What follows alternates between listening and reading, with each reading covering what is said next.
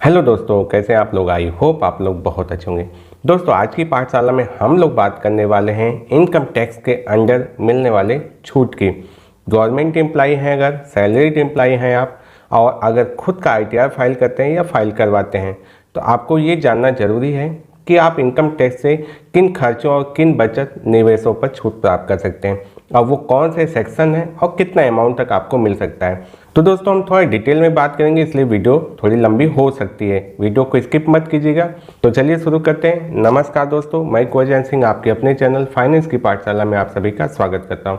दोस्तों, इस चैनल पे हम लोग फाइनेंस से संबंधित डिफरेंट टॉपिक्स पे बात करते रहते हैं, खासकर एनपीएस और ओपीएस पर, और उन सारी स्कीम पर जो गवर्नमेंट एम्प्लॉय को लाभ पहुंचा सकते हैं। अगर आप चैनल पे नए हैं, पहली बार आए हैं, या अभी तक आपने चैनल को सब्सक्राइब नहीं किया, चैनल को सब्सक्राइब करने के साथ साथ बेल आइकन बटन को प्रेस जरूर कर दीजिएगा, और साथ में मेरे मोटिवेशन के लिए इस वीडियो को लाइक भी जरूर कर दीजिएगा।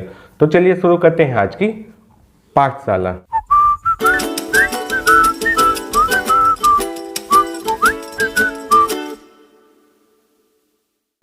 तो मैं आपको लेकर चलता हूँ इनकम टैक्स ऑफ इंडिया की वेबसाइट पर, और यहाँ पर आपको ओपन करना है इंडिविजुअल सैलरीड एम्प्लॉय, और यहाँ पर हम देखते हैं deduction on which I can get tax.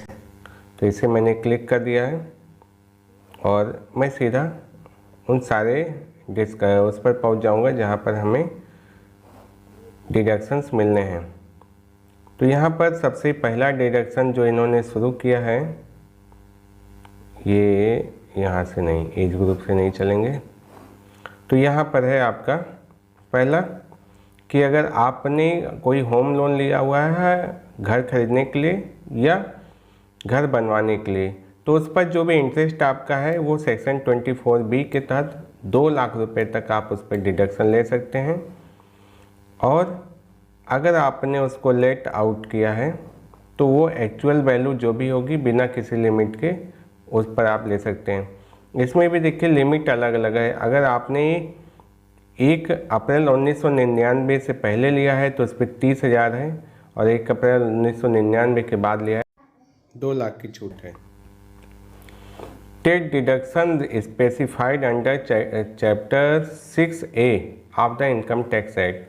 तो यहाँ पर 6A के तहत ये सारी चीज़ें कवर होती हैं चैप्टर में, और आपको बस ये देखना है कि ये जो सेक्शन 80 CCD2 है, ये न्यू टैक्स रिजाइम और ओल्ड टैक्स रिजाइम दोनों में इस पर डिडक्शन है, एग्जम्पशन एक तरह से कह सकते हैं, और ये आपके सैलरी का पार्ट होता है।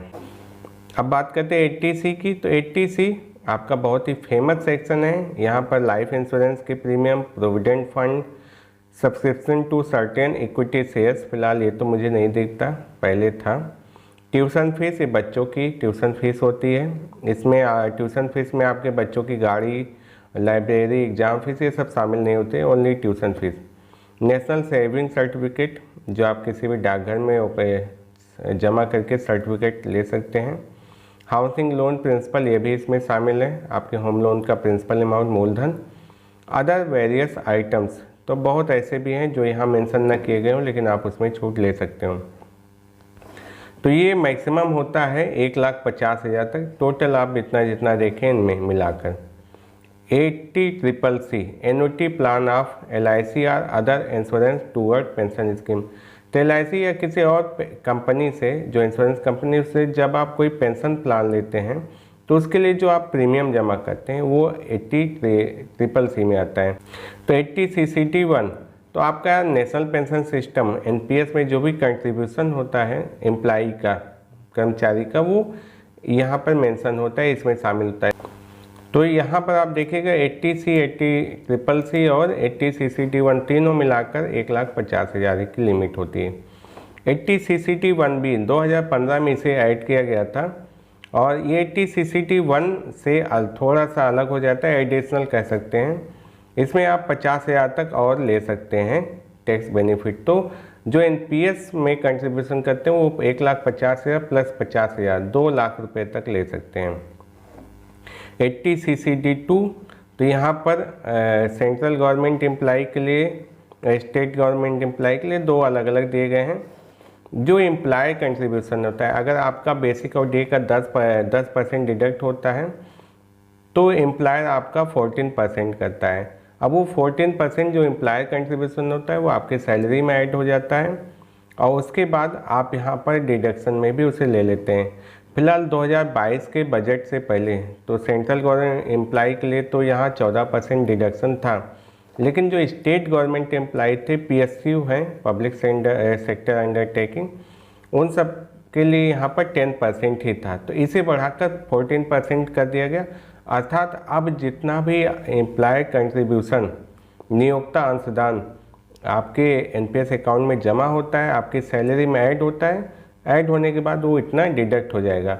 हाँ, इससे ये फ़र्क है कि आपका टोटल सैलरी तो ज़्यादा दिखेगा लेकिन आपको टैक्स नहीं देना पड़ेगा। और पहले क्या था कि 14 - 10 4% पर एम्प्लाई को टैक्स देना पड़ सकता था उनके टैक्स स्लैब के हिसाब से।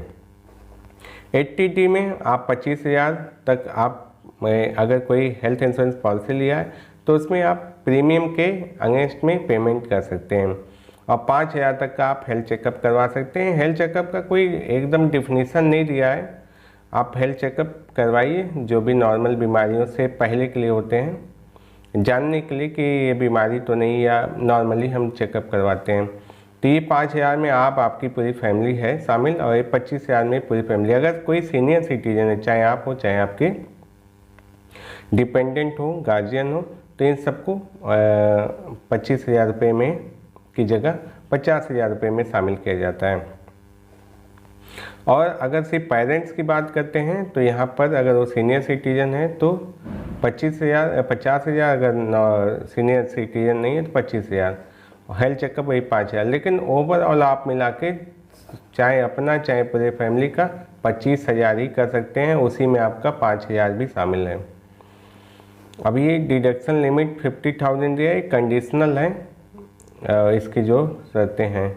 फिलहाल आप 25,000 को ज़्यादा कंसीडर कीजिए। 80DD तो यह मेडिकल ट्रीटमेंट या मेंटेनेंस के लिए लेकर जो डिसेबल डिपेंडेंट होते हैं, जैसे भाई बहन भी इसमें शामिल हैं और बच्चे तो हैं ही शामिल, तो उनके ऊपर अगर कुछ होते हैं तो वो आप यहाँ पर शामिल कर सकते हैं 75,000 रुपये तक, अगर वो 80% से कम है डिसेबिलिटी परसेंटेज, और 1,25,000 से अगर 80% से ज़्यादा डिसेबिलिटी आता है, सीवियर डिसेबिलिटी है। अच्छा यही कि इसमें सिबलिंग भाई बहन भी शामिल होते हैं। 80DD भी तो कुछ स्पेसिफाइड बीमारियां हैं जो गंभीर बीमारियां होती, उनके इलाज के खर्चों के लिए आप 40,000 तक का डिडक्शन ले सकते हैं, अर्थात खर्चे तो आप पहले ही कर चुके रहेंगे, लेकिन आप यहाँ पर दिखाकर उसे जो भी आपकी इनकम के हिसाब से छूट ले सकते हैं। अगर जो डिपेंडेंट है वो सीनियर सिटीजन है तो 1,00,000 रुपये तक का आपको यहाँ पर मिल सकता है। इसके लिए आपको उस डॉक्टर से जहाँ पे ट्रीटमेंट चल रहा है फॉर्म 10I भरवा कर सबमिट करवा कर, एक क्या होता है वो सर्टिफाई करते हैं कि हाँ इनको ये बीमारी हुई है और यह बीमारी इनकम टैक्स के जो सेक्शन है 80DDB के तहत कवर की जाती है। तो यही चीज़ें हैं इसमें।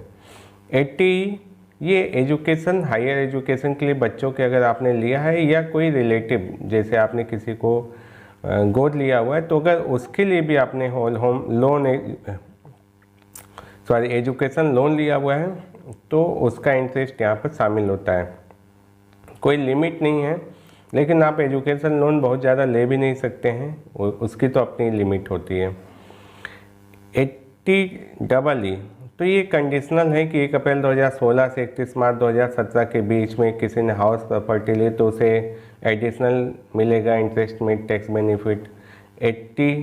80EE ये भी कंडीशनल है, सबके लिए लागू नहीं है। 80EEB ये अभी जोड़ा गया है 2019 में।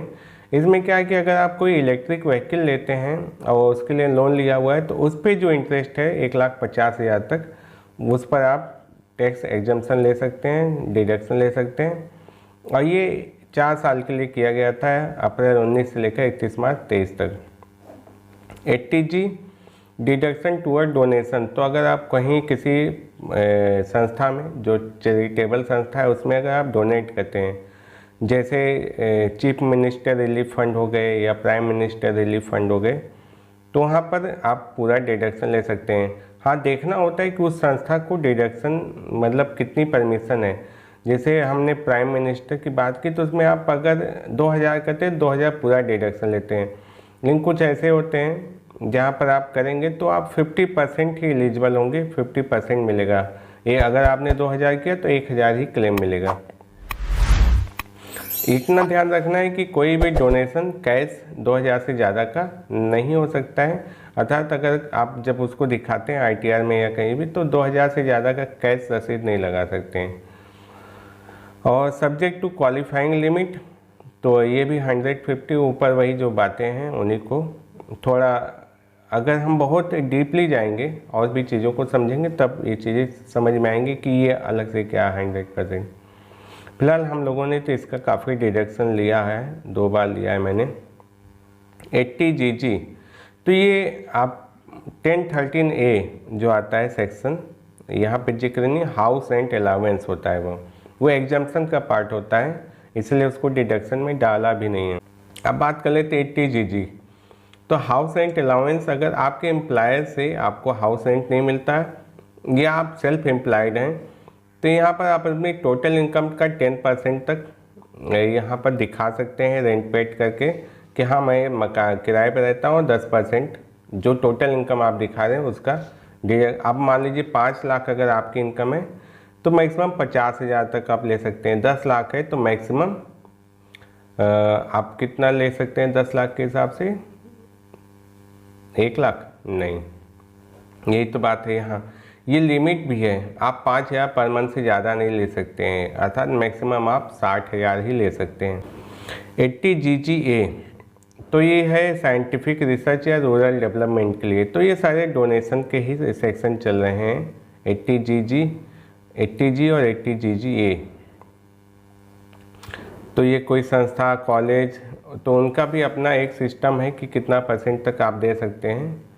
तो आप देखेंगे उसमें जब आप खुद ITR फाइल करते होंगे तो वहाँ पर शो करता है कि 100% दे सकते हैं कि 50%।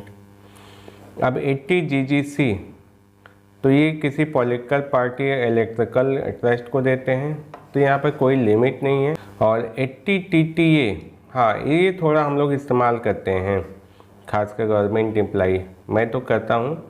यहाँ क्या होता है कि deduction on interest received on saving bank account, तो जब कोई बैंक सेविंग अकाउंट पे आप ब्याज पाते हैं तो वो आपके इनकम का पार्ट माना जाता है। और अब तो बाय डिफ़ॉल्ट बैंक से सीधा आपका पैन कार्ड लिंक है और पैन कार्ड लिंक होने के नाते वो डाटा फैच हो जाते हैं कि आपको कितना ब्याज उस फाइनेंशियल ईयर में मिला हुआ है। तो उसमें आप 10,000 के लिमिट तक छूट प्राप्त कर सकते हैं। उससे ज़्यादा अगर आपका ब्याज है तो वो आपके इनकम में जुड़ जाएगा और टैक्स स्लैब के हिसाब से आपको उस पर टैक्स देना पड़ सकता है। और जुड़ेगा तो 10,000 भी, लेकिन वो घट जाता है। अब TTB में क्या है, deduction on interest received on deposits by resident senior citizen. तो ये जो आप देख रहे हैं 10,000, ये 80 साल से कम के लिए है, सॉरी 60 साल से कम वाले एज वालों के लिए। और जो 60 साल से ऊपर की एज वाले होते हैं उनके लिए 50,000 तक अगर उन्हें ब्याज मिलता है तब चलेगा, क्योंकि रिटायरमेंट के बाद लोग सेविंग में पैसा रखते हैं, ब्याज ज़्यादा मिलने की संभावना होती है। तो हमने 80D देखा था, उसमें आपकी डिपेंडेंट अगर डिसेबल हैं तो उस पर था, आप क्लेम कर सकते थे। अब यहाँ पे 80U में अगर आप टैक्स पेयर जो है खुद अगर डिसेबल है तो वहाँ पर वह 75,000 तक सेम कंडीशन और 1,25,000 सीवियर डिसेबिलिटी। तो आप यहाँ पर 80DD और 80U में टैक्स डिडक्शन ले सकते हैं। और ये अपडेट हुआ है 28 सितंबर 2022 को। तो ये रहा दोस्तों कि किन किन सेक्शन में आप डिडक्शन ले सकते हैं। हम एग्जाम्पशंस की बात इसमें नहीं कर रहे हैं। एग्जाम्पशन जैसे हाउस रेंट हो गया, बच्चों की फीस हो गई, एड्रेस का हो गया, तो ये एग्जाम्पशंस जो मिलते हैं, या यात्रा भत्ता हो गया, तो उसको किसी और वीडियो में बात करेंगे। अगर आप कमेंट करेंगे तो आई होप ये वीडियो आपको अच्छी लगी होगी। कमेंट करके ज़रूर बताइएगा कैसी लगी।